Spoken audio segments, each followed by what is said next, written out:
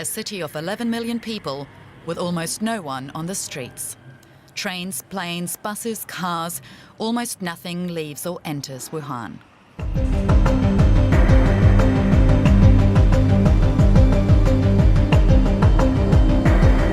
Preparing to hold an emergency meeting tomorrow on the outbreak of a virus from China. This is called the Wuhan coronavirus. Wuhan coronavirus. It's already killed 6 people, and this afternoon the very first case was reported right here in the United States. Officials in the United States have confirmed that at least one American has contracted the mysterious virus that is believed to have originated from a market in China. A man is now being quarantined at the Providence Regional Medical Center in Everett, Washington, after he presented symptoms of pneumonia upon returning home from a visit to Wuhan, China. However, reports claim the man did not visit the animal market where the virus originated. The mystery illness is said to manifest in the form of a respiratory infection, and it has killed 6 people and has been contracted by at least 300 people. Race to stop a deadly virus from spreading. Passengers touching down in the US on flights from central China now face a medical check. Health officials at airports in New York, Los Angeles and San Francisco are testing travelers coming from the region who may have symptoms of the virus. Most passengers will get questioned, get their temperature taken and be sent on their way. But passengers that are potentially at risk to have the novel coronavirus, that is people who are sick and have been exposed, they're going to get additional questions and they may actually be sent for a medical workup. Our goal here is to detect this virus early so that we can better understand it. At San Francisco International Airport, passengers support the new checks. It's necessary to go through the screen to check the temperature, to make sure we're okay, we don't have fever. If it's issues that are going to affect others, it's maybe good choices to be cautious about it. But the prospect of being exposed to the mystery illness is not deterring all travellers to China. Who knows, right? I might get the flu there, but I'm going to be careful. The new coronavirus first appeared in the city of Wuhan in central China. Medical workers spotted a cluster of cases of a new type of pneumonia. The winter storm has lashed Spain, bringing whiteout snow conditions and winds of more than 140 kilometres an hour. Gloria triggered weather alerts across the country, with some saying it could be the worst ocean storm here this century. Seawater's been pouring into the Ebro Delta, one of Spain's most important wetlands, flooding thousands of hectares of rice crops. The local mayor said he'd never seen anything like it.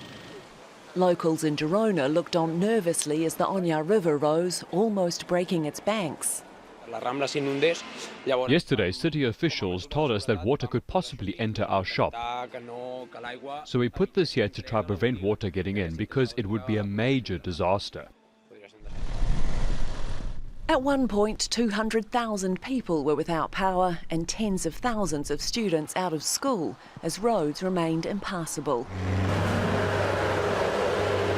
In Moreira, snowplows were brought in and drivers dug into the drifts to find their cars. We had to spend a couple of days here. We were supposed to leave yesterday, but we couldn't because everything was covered in even more snow than it is now. Some were forced to use more unconventional methods to forge a path. The only thing I could think about was this tray from the kitchen, because we are waiting for shovels. We decided we'd better use whatever we had at home and improvise a little bit. This isn't snow, even though it looks like it. It's sea foam flooding the streets of the small town of Tossa de Mar, about 100 kilometres up the coast from Barcelona. The storm's gale-force winds smashed into several seafront towns, damaging shops and restaurants. Some waves were a record-breaking 13.5 metres high as they slammed into the shore.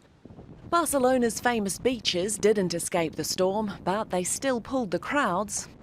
And while several people thought the weather was worth documenting, scientists expect scenes like this to become more common along this coast because of climate. Koalas rescued from fire, now carried from floods. Last week, bushfires came within 10 kilometres of the Australian Reptile Park. Have a go at it. Look at what's coming in the park, a wall of water. Since Thursday, heavy rain has lashed parts of Australia's east coast. For Queensland and New South Wales, plagued by record-breaking bushfires, this was welcome relief. Hello, mate. What are you doing? He's just drinking water. In New South Wales, a wounded koala licked water off the road. The Rural Fire Service here said rain fell across most of its fires, although dozens still burn. It's just beautiful listening to it though, listening to it on the roof. It's a long time since we've had it. Yeah, so we're enjoying it. Up to 300 millimetres of rain fell in southern Queensland, forcing commuters to get creative. 70% of Queensland is affected by drought. Oh my goodness! This was the first time 14-month-old Lacey Sewell had ever seen rain. You're right. Much of Australia's been in drought for a good 2-3 years, but certainly across that area where the fires have been at their worst, you're looking at really heavy rainfall coming in on parched ground. The trees have obviously been damaged, if not destroyed, so they're not able to soak up the water. The ground's rock hard, it will tend to just wash off. So that's why you do essentially get the flooding. For many Australians, flooding is a small price to pay. Bryce Chapman's farm is in the grips of drought. He's been hand-feeding his cattle to keep them alive. Well, I love it. I don't care how wet it is. It can rain all the week as far as I'm concerned. We've never had so much rain in so many years. Well, since I've been here 17 years. The rain is expected to move south over the next few days and bring relief to the state of Victoria, where firefighters continue to be dwarfed by flames and they could use more help from above. There are protests in Puerto Rico caused by a bombshell discovery over the weekend. The findings have to do with relief supplies. Protesters are outraged over finding unused aid that's reportedly been sitting in a warehouse for nearly 2 weeks. This aid, which was supposed to help victims of Hurricane Maria, could have been utilized for the most recent quake that hit the island some 2 weeks ago. Hundreds of demonstrators gathered outside the seaside governor's mansion in San Juan Monday. Protesters are demanding for the governor's resignation after discovering forgotten disaster supplies amid continuing earthquakes.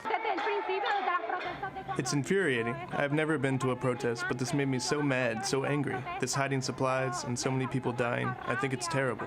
Residents in the city of Ponce broke into a warehouse over the weekend to find everything from bedding, food, water to medical supplies. It was all broadcast live on Facebook by a blogger.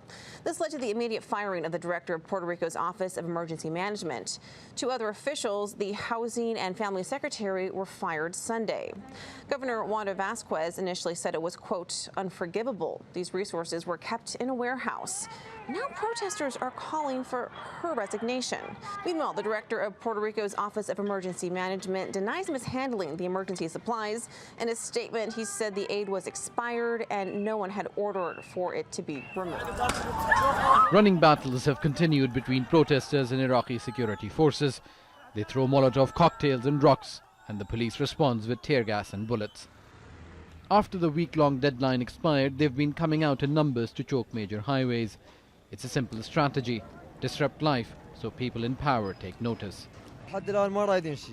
We don't want anything except the corrupt parties to leave. Because of them, innocents are dying. For how long can this stay the same?